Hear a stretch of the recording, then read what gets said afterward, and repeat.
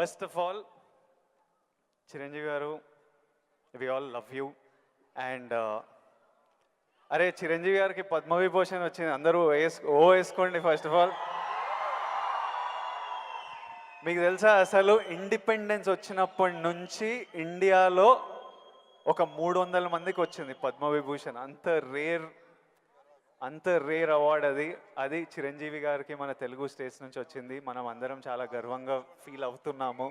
So Chiranjeevi గారికి చప్పట్లు అందరికి. First of all let's celebrate. Thank you Vijay. ఇప్పుడు చిరంజీవి గారు, నేను క్వశ్చన్లకు వచ్చేస్తా. నాకు చాలా డౌట్లు ఉన్నాయి. ఫస్ట్ ఆఫ్ ఆల్ అంటే నేను మీ ఏవి చూస్తున్నప్పుడు మా అందరికీ మీ జర్నీ తెలుసు. ఆ జర్నీ చూసినప్పుడల్లా మళ్ళీ లోపల ఎమోషన్ కలుగుతుంటుంది. ఇప్పుడు నేను ఈరోజు ఇక్కడ ఉంటానని నేను ఎప్పుడు అనుకోలేదు. ఫర్ ఎగ్జాంపుల్ మా నాన్న మిమ్మల్ని ఫస్ట్ టైం షేర్ చేసినప్పుడు మా నాన్న కన్నీళ్ళు వచ్చేసినాయి. ఎందుకంటే మిమ్మల్ని స్క్రీన్ మీద చూసి ప్రేమించి అదొక ఎమోషన్. ఎస్పెషలీ ఆ టైమ్స్లో అదొక విపరీతమైన ఎమోషన్. అలాంటిది మా కొడుకు వల్ల నేను చిరంజీవి గారితో స్టేజ్ మీద ఉన్నా, నన్ను కౌగిలించుకుంటున్నారు అన్నది ఇంటికి వచ్చిన తర్వాత కూర్చొని మాట్లాడుకునే ఎన్నో రోజుల మొన్నటి వరకు కూడా మాట్లాడుకునే ఇన్సిడెంట్ అది. అంత స్ట్రాంగ్ ఎమోషన్. సో నాకు తెలియదు, మా నాన్నకు తెలియదు మేము ఈరోజు ఇక్కడ ఉంటామని. మీరు ఎప్పుడన్నా ఊహించారా ఈరోజు మీరు మెగాస్టార్ చిరంజీవి అవుతారని? మీకు ఈ పద్మభూషణ్, పద్మవిభూషణ్, ఇంత గుర్తింపు, ఇంత ప్రేమ అవుతారని మీరు యంగ్ ఉన్నప్పుడు ఎలా ఆలోచించేవారు? ఎప్పుడన్నా ఊహించారా? ఇది నా ఫస్ట్ డౌట్. ఆ ఊహ ఒకే రోజు మొదలవలేదు. నా ఇంట్రెస్ట్ నేను అలా పెంచి పోషించుకుంటూ వెళ్ళే తరుణంలో నాకు కొన్ని విజువల్స్ అనేది నాకు కనపడుతూ ఉండేవి, ఊహించుకుంటుండేవాడిని.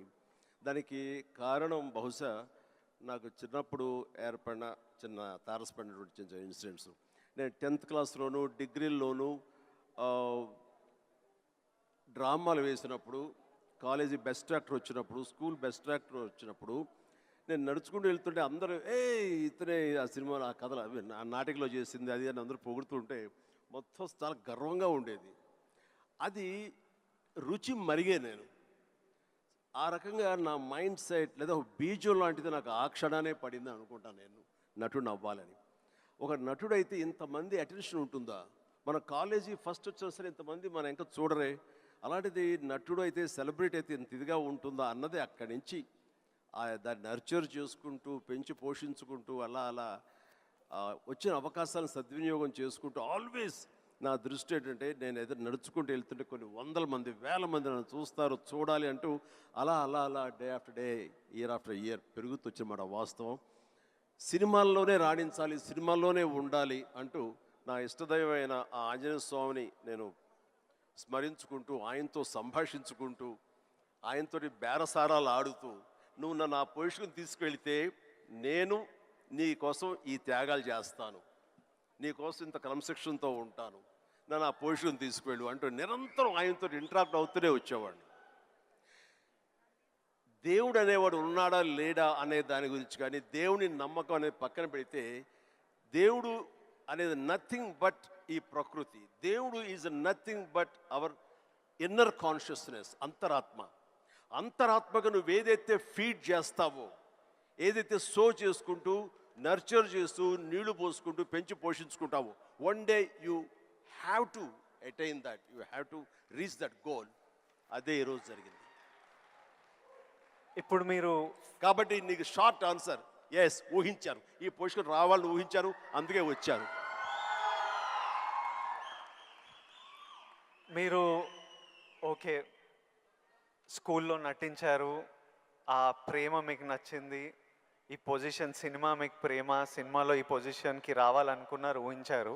కానీ ఫస్ట్ టైం ఆ డెసిషన్ మీరు తీసుకొని మీ అమ్మా నాన్న వాళ్ళతోనూ చెప్పింటారు కదా, ఇప్పుడు ఊరు నుంచి సిటీకి రావాలి, నా కెరియర్ ఇదనుకుంటున్నాను అన్నప్పుడు మీ ఫ్యామిలీ వాళ్ళు ఎలా రియాక్ట్ అయ్యారు దానికి? నా అదృష్టం కొద్దీ మా నాన్నగారికి కూడా చిన్న సినిమా పిచ్చి ఉంది. అందుకని ఆయన అందులో రాణించలేకపోయారు. కానీ కొడుకు వెళ్తానంటే ఆయనకి ఇష్టమే, కానీ ఏమో అక్కడ పరిస్థితులు ఎలా ఉంటాయో, ప్రతికూల పరిస్థితులు ఏముంటాయో, తను రాణించగలడా లేదా అన్నది నాకున్నంత నమ్మకం నాన్నగారికి లేక సంశయించారు. లేదు నాన్న, నేను ఖచ్చితంగా వెళ్తాను, అది ఇది నువ్వు జస్ట్ పంపించు అని అంటే, సరే నాన్న అయితే వెళ్ళు, ఇన్స్టిట్యూట్ చేరతానన్నావు కాబట్టి, టెక్నికల్గా నేను నేర్చుకుని వస్తున్నావు అంటున్నావు కాబట్టి I will appreciate and welcome it.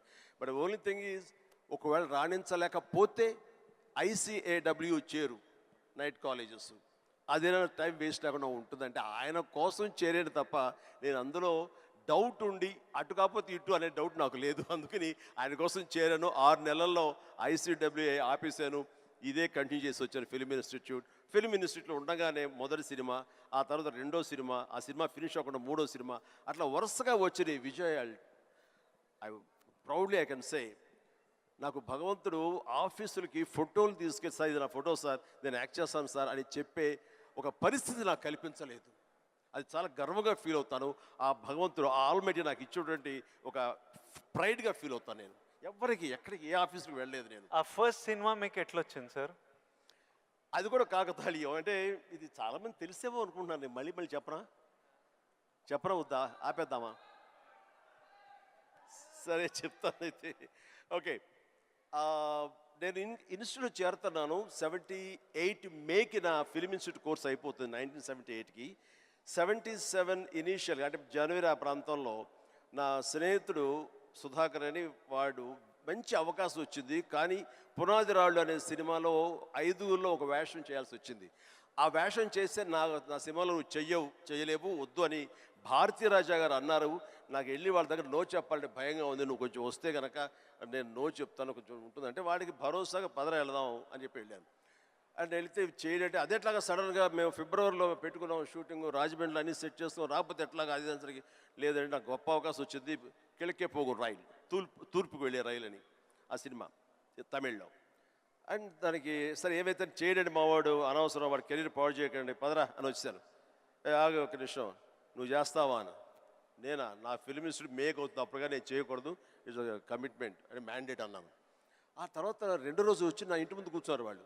కాదు ఎవరు లేరు, నువ్వు చూస్తుంటే కొంచెం బాగున్నావు చెయ్యి అని చెప్పేసి. సరే మాకు కాలేజ్ ఇన్స్టిట్యూట్లో మాకు ఈ స్క్రీన్ టెస్ట్ల కోసంగా ఒక రోజు వెచ్చిస్తాం. సో మనం ఇది అవకాశం ఎందుకు తీసుకోకూడదనే ఉద్దేశంతో నేను సరే వస్తాను అన్నాను. అది ఫిబ్రవరి మంత్. ఫస్ట్ టైం రాజమండ్రిలో నా పేరు మార్చుకుని కెమెరా ముందు నిలబడింది ఆ సినిమా 74.